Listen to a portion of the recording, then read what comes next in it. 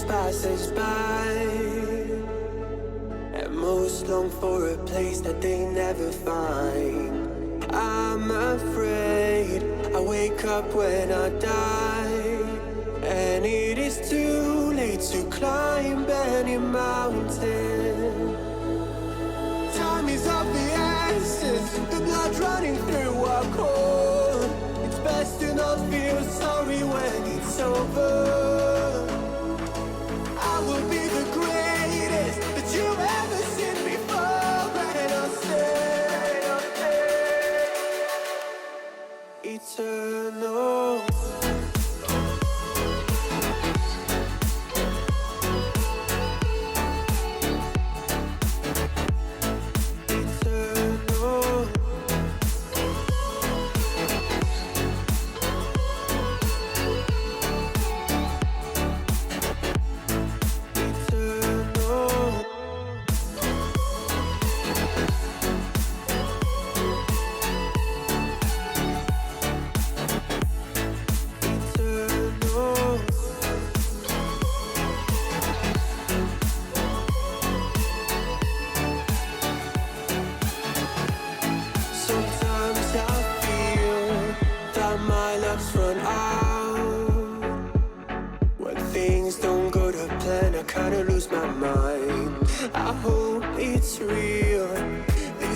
Comes around, just keep your faith and search for the fountain.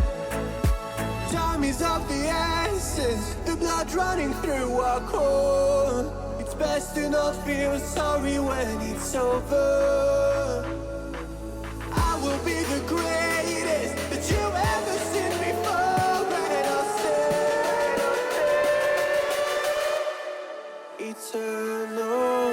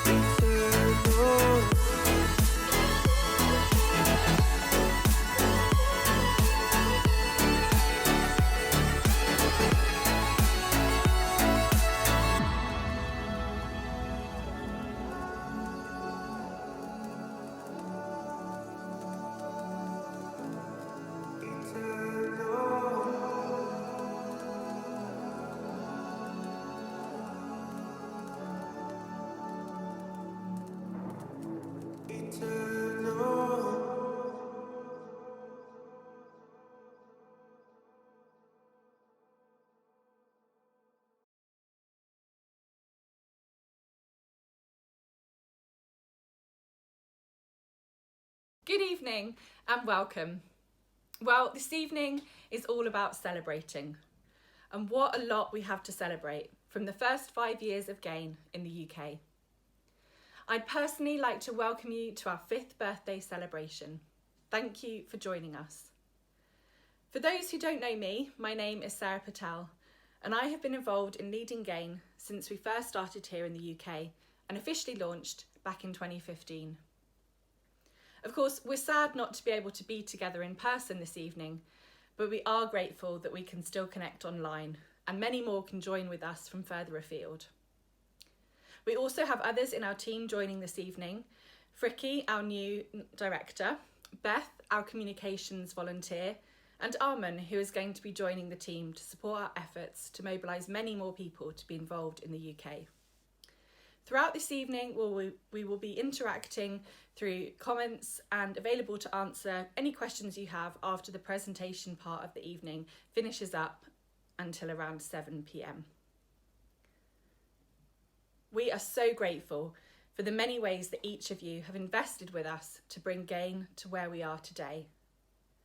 Each one of you has helped our network grow in some way, whether by volunteering your time, making a financial gift, perhaps through prayer, or simply through your friendship and encouragement to keep going in the face of challenges as we respond to crises overseas. Or perhaps you've been invited to join us this evening by a friend and you're hearing about GAIN for the first time. Thank you also for joining with us to celebrate. Thank you all for the many ways you've been involved with us so that together we have been able to respond to bring hope and practical help to people living in poverty and crisis around the world. In the summer of 2018, the violence in Abdul's hometown in Afghanistan escalated to the point where he was forced to flee and leave behind his family and his friends, and the school he enjoyed so much. In his journey searching for a place of refuge, he found his way as far as the Greek island of Lesvos and to the hotspot camp in Moria. As a young teenage boy on his own, he has been housed in Section B. This is an area where the staff and volunteers we work with do the best job they can to provide a safe space and care for these unaccompanied boys. Every so often there's a buzz that goes throughout the camp as these volunteers have slips of paper they are giving out. Everyone in the camp knows what those slips of paper mean. For the families and individuals who get given them, it means a ticket out of the camp. It means a ticket off the island. In the time that the volunteers have got to know Abdul, they have seen how good his English is from his studies at school, and they have asked him to give his time to help with translation with the volunteers. This has given him some sense of purpose and way of being able to help people from his home country. But still, Abdul is waiting, and he has begun to give up hope that a slip of paper with his name on will ever come. During the rest of this evening, we will hear many more stories from people in different walks and stages of life who have been involved with us and allow them to share their experiences. You will also get to hear about one family who did receive one of those pieces of paper. Following this, we will hear from our new GAIN director, Frickie Grayling, who will share with you more about the opportunities for you to consider in response. Throughout these past 5 years, GAIN has been about involving people in a hands-on response to poverty and crisis. And this continues to be the case into this next season. Our focus continues to be on doing 3 things. The first is to mobilise people to respond in a hands-on way. The second is to collect resources and respond to genuine practical needs. And the third, underneath both of these, is that we want to be pursuing change in our own lives and inspiring others to do the same. So to pique your interest already and to plant a few seeds, some of the opportunities you will be invited to consider include committing to become a connector of GAIN into your own community, be it your workplace, your faith community, or your street. You may be ready to consider joining our sandwich club and give the equivalent of 1 lunch per month or per week to support GAIN on a regular basis. Or perhaps you would like to sign up to receive regular news and stories from us so that you can find out more about ways to be involved in the future. Whatever fits with where you're at right now, we're looking forward to getting connect with many of you over the next hour and into the coming weeks. Thank you so much for taking the time to be with us this evening and to celebrate. And now, on to our next story.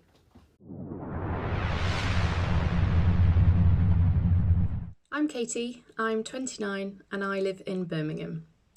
I've been involved with GAIN since 2014 when I joined the GAIN project to Haiti, and I've been on subsequent projects with GAIN. We were a group of students, none of whom had been to Haiti before, and we didn't know what to expect. We worked for 2 weeks in the Sa-Ira orphanage, finishing the construction of the boys' dormitory.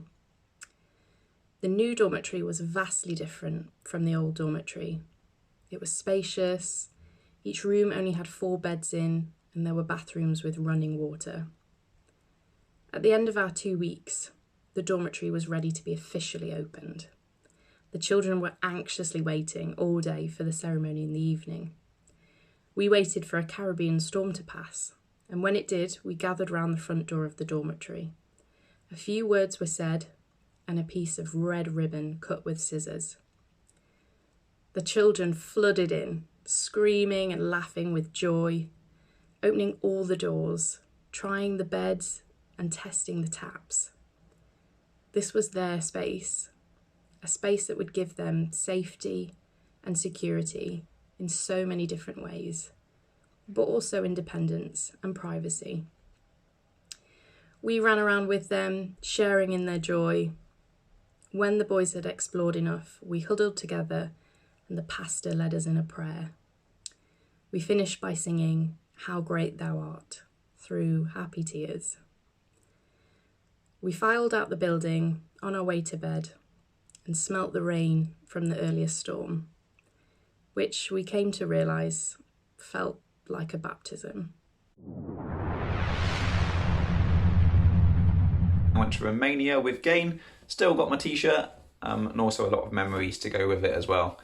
The main thing I remember is the first time we drove down to see Patarat, to see the village, turning off the main road in our minibus, this strong smell hitting us straight away.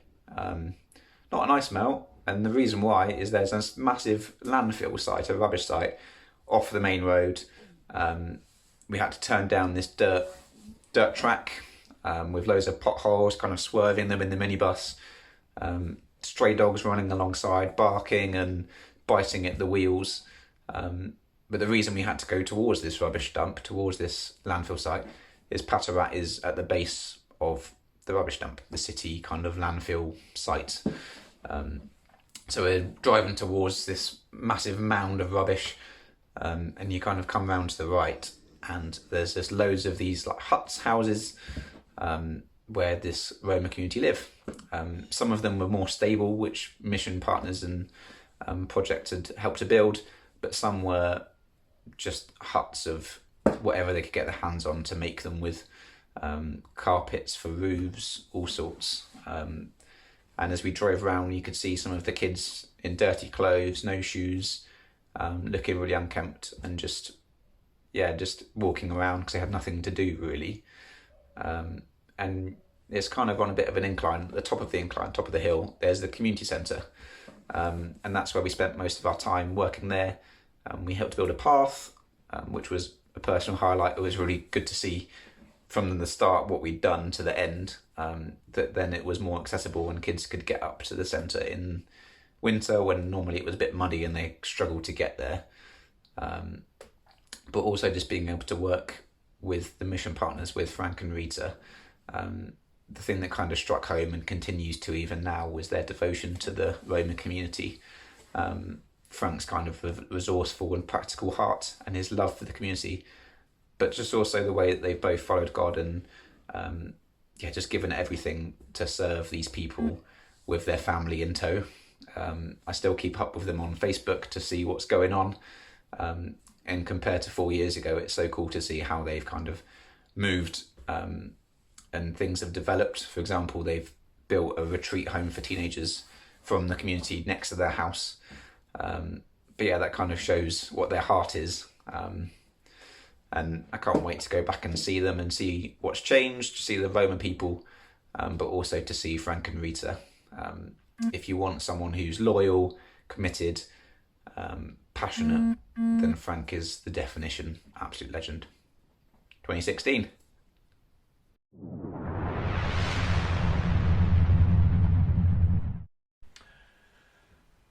Hello, my name is John Mashdo. I'm from New Hope Church in Bexley, South East London. And I just want to tell you a little bit about our association with Gain, which stretches back to 2016. And it's then that one of our youth leaders, a few weeks before New Day, came to me and said, we'd love to do a collection of clothes as an appeal for New Day, for clothes for Syrian refugees. Could we help? And I thought, well, yes, we can. So the appeal went out to the church and we did rather well. It's quite a nice pile of clothes that we took up, along with everything else, in my van. And at the collection centre, I got chatting to the team there. And I was told stories of the conditions that the refugees were living in, managing without essentials. And, some of those stories really spoke to me. They were real life stories told by somebody who'd seen it firsthand. And we were really moved. And they were just telling us about the fact that they're going to start a new appeal for women's packs. Essentials that people need just to live, from soap to feminine hygiene products, deodorant, all that kind of thing. And if we were interested in helping, could we do it?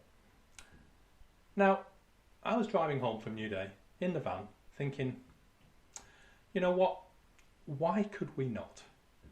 Why could we not fill this transit van? We're not a big church, but that challenge just burnt into my mind. Why could we not fill this van? And rather than do that over a long period of time, let's have an offering and let's fill the van with all these products. And so that's what we did. We had an offering, it was great. The church really rose to it, and we got enough to buy loads of products, over 1,000 sets, I think it was, to fill the van. And what we did, we bought them wholesale.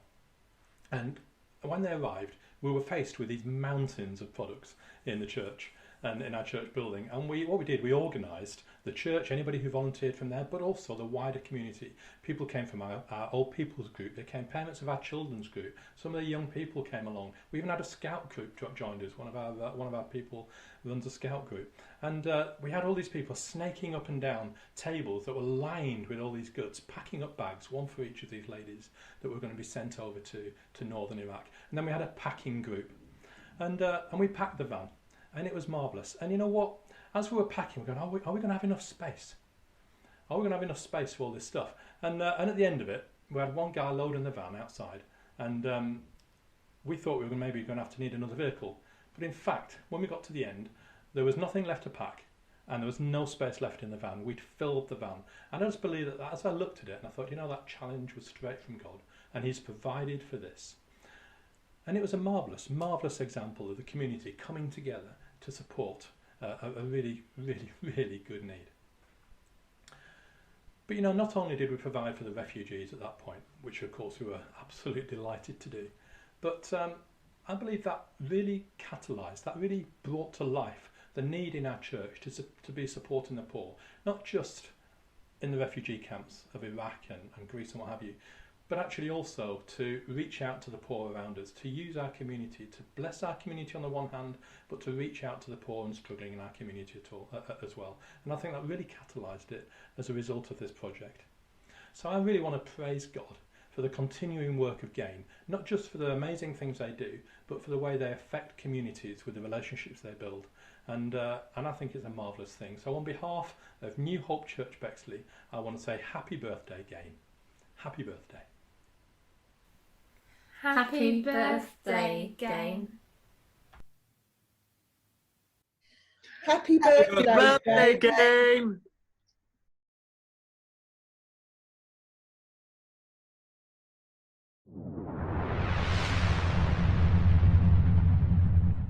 Congratulations, Gain UK, on 5 extraordinary years of making a difference in the world. My name is Leslie Cheeseman, and I'm the director of Agape UK. And we started this wonderful partnership because we're motivated by God's love. God's love isn't just something that we talk about. God's love makes a practical difference in real people's lives. And it's been incredible to see the initiatives and the projects that have begun over the years, and inspirational to see the people who've got involved along the way. And I had the privilege of getting involved a couple of years back, along with my leadership team, when we went to work for a week in Camp Moria on the island of Lesbos. Camp Moria is often in our news because it's a desperate place where thousands of people continue to find themselves who are seeking refuge and safety. And being in the camp and experiencing the conditions, seeing what it's like for ourselves was profoundly impacting.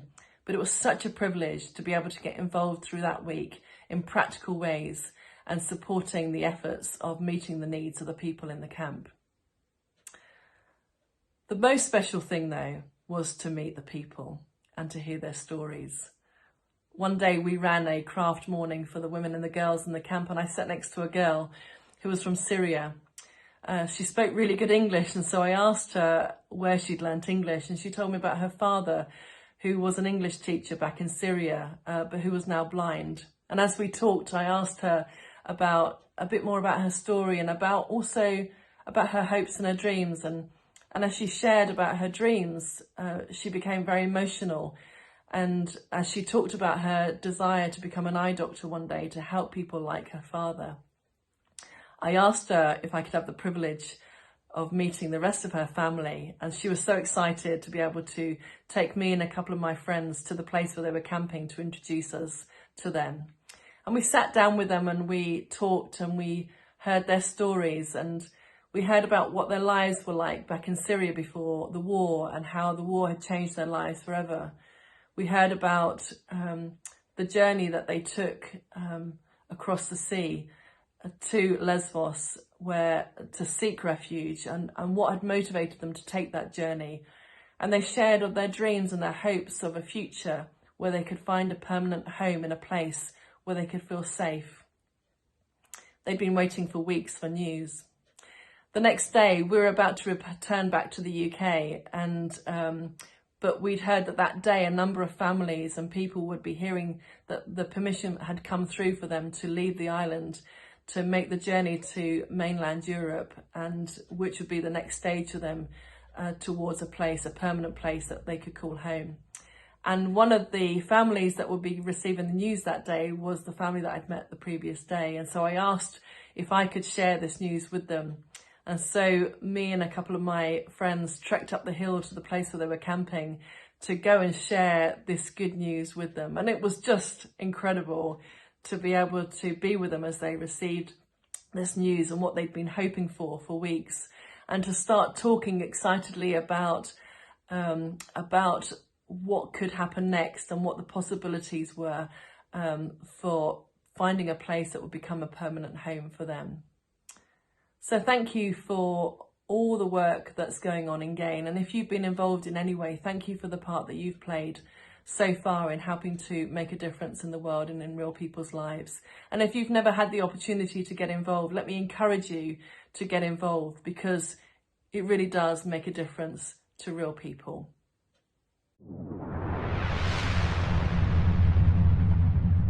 My name is Alina, and I was on the GAIN team to Camp Moria in Greece in 2018. And I think one of the experiences that was really striking was that on the first day we were tasked with manning the security gates for vulnerable people living in Moria in a particular compound, and they had to show us their IDs before we were allowed to let them in.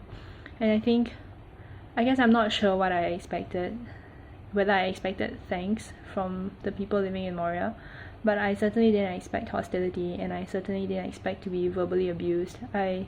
Like, so many of them were just uncooperative. Like, they didn't want to show us their IDs, they shouted at us, they were just angry all the time. And that was just really frustrating for me, because I felt like surely they should understand that we were there to help and we were there to help protect them, but that they just weren't being cooperative. But I had a conversation with one of my team members, Eunice, about this after, and she reminded me that, yeah, people living in Moria have gone through really difficult life experiences. I mean, I can't imagine what it's like to have nowhere to call your home for a really long time, and to have to prove your identity to someone new guarding the gates every few weeks, and have to try to convince them that you actually live there and that you deserve to be there. I guess it must be a really difficult experience, and that was really meaningful for me to learn and to understand. And that was part of the reasons why I wanted to go back again in 2019. I just felt that if this was one of the few ways that I could help, and that I had the privilege of time and money and being able to do that it was a valuable experience. I think it was hard for me to relive that experience in some ways by retelling the stories of people I had met there to my friends, but it has been so worth it to be able to do that and to be able to encourage people to come along. 3 of my friends actually decided to come along with me again in 2019, and that was I think really encouraging for me, that so many people who had heard of the refugee crisis but hadn't fully understood it, or wanted to get involved in some way but hadn't found an opportunity to do so, were able to do that because of GAIN. And I feel like I definitely speak on behalf of all of us that when I say that we're really thankful for all the work that GAIN has been doing there, and for the privilege and opportunity to be able to participate in it in such a meaningful way. So thanks very much for that.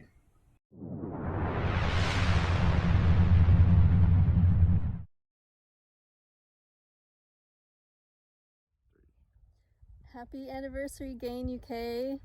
We're Kelly and Kate Mulholland, and we're here on Lesbos. working in the camp that's here? Yeah, so we've been here since September of last year. It is now April, and we wish we could be with you in person. Of course, probably nobody's in person at this event. We work with Agape Ireland, and we have since 2007, and we had the opportunity to come with a GAIN UK group here to Lesvos to serve in Camp Moria back in February of 2019.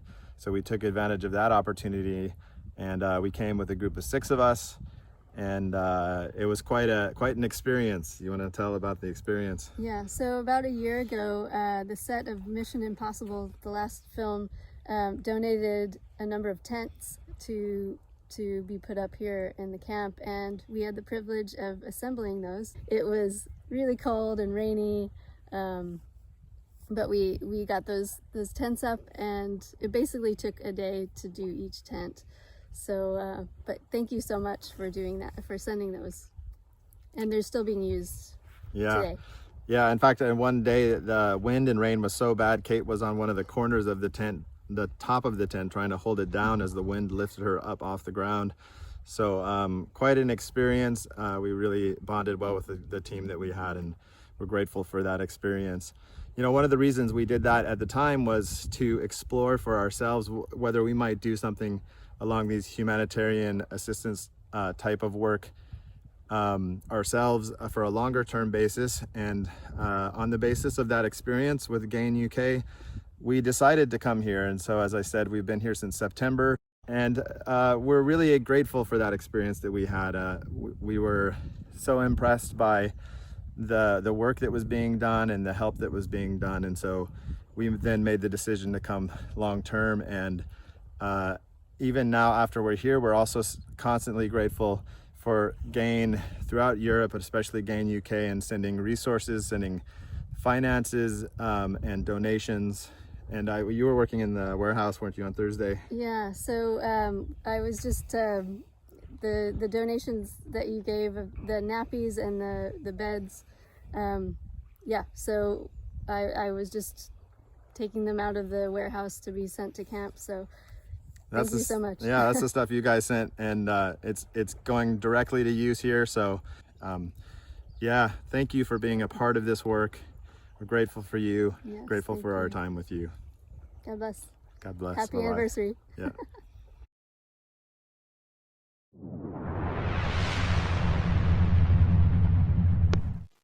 Hello, my name is Michael. I live with my wife Jill in Selly Park.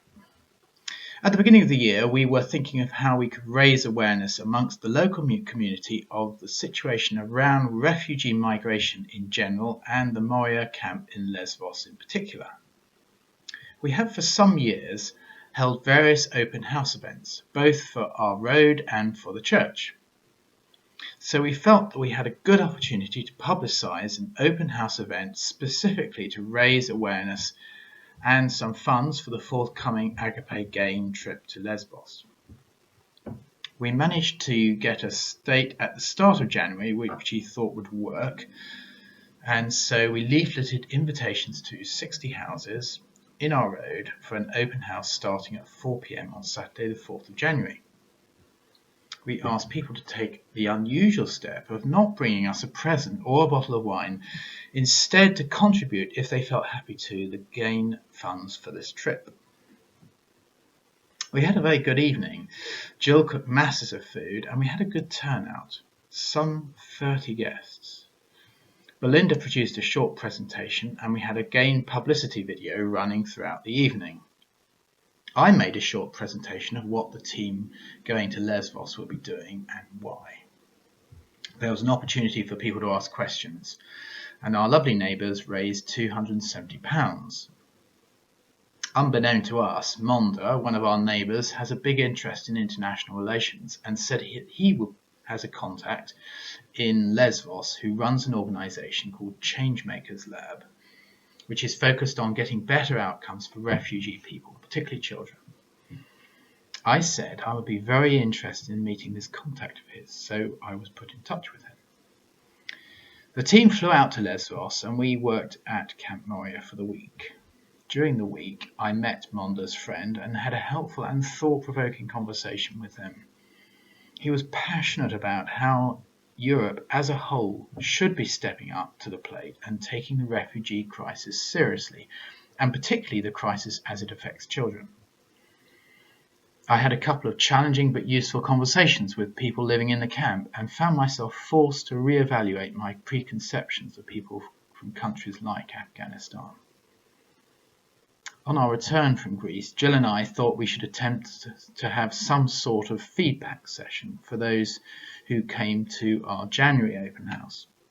So on the 14th of March, we held a coffee morning, and again a good number of neighbours came to hear how it had gone.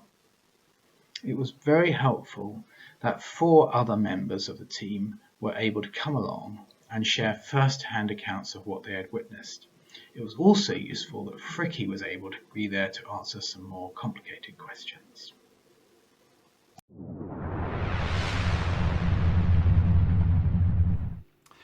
It was good to see all the videos that just played and to look back over the 5 years of GAIN's existence and the many projects we were involved in. There were many more videos that we can show or many more people we can interview, but time doesn't permit that. So thank you to everyone that has taken part over the last 5 years to bring GAIN to this point where we can celebrate our 5-year anniversary. My name is Fricky Grayling and I'm the GAIN UK Director. Me and my family moved to the UK 8 years ago, and for the last 3 years we've been working closely with GAIN UK.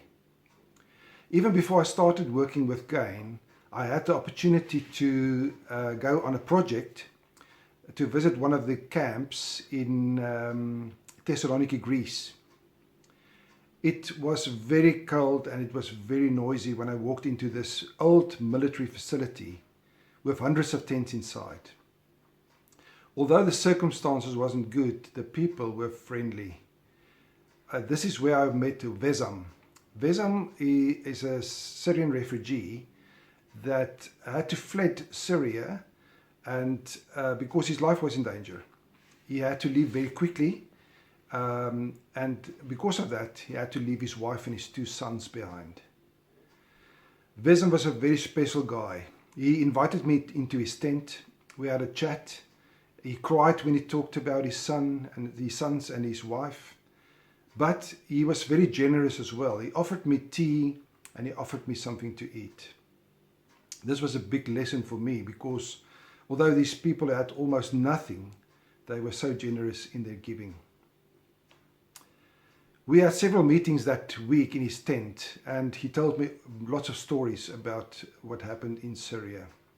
I also met some of his friends who lived in this tent with him, and the stories wasn't good to hear. Now, Vezam is living in Sweden. He works as a chef. We are still friends, and I could really see that we had a great impact in his life, and like I said, he had a big impact on my life. Like Sarah often says, GAIN was a toddler up to now. It's now ready to grow into the next stage of his life. And we are very excited about the plans we have for GAIN for the future. We are looking to establish a new involvement centre here in the Midlands where people can come to receive goods, where people can come and sort and pack stuff before we send it off to places of need.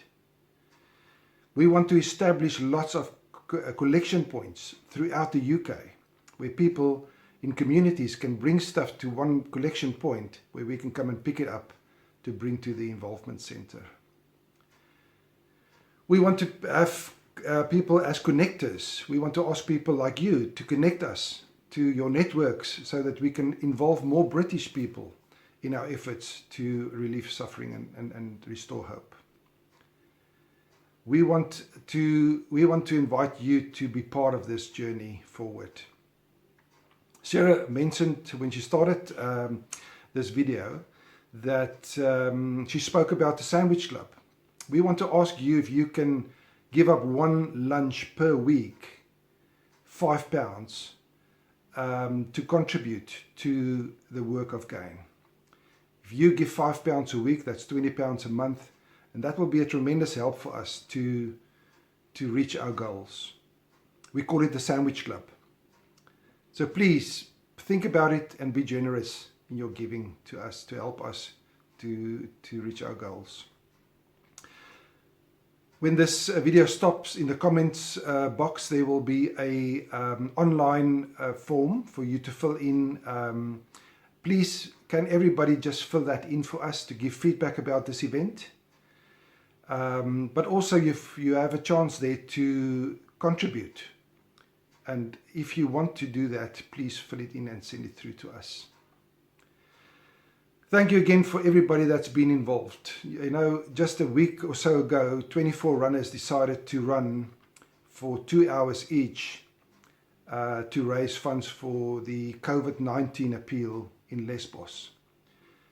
They reached their goal. They ran over 500 kilometers. They raised a lot of money. And it's initiative like that that will help us to reach our goals. So please make contact with us. At the end of this video, there'll also be a email address. So please make contact with us with any initiatives so that we can work together to reach our goals. Thank you very much for being with us tonight. We really appreciate it, and we hope to see you soon. This next time in person. Goodbye.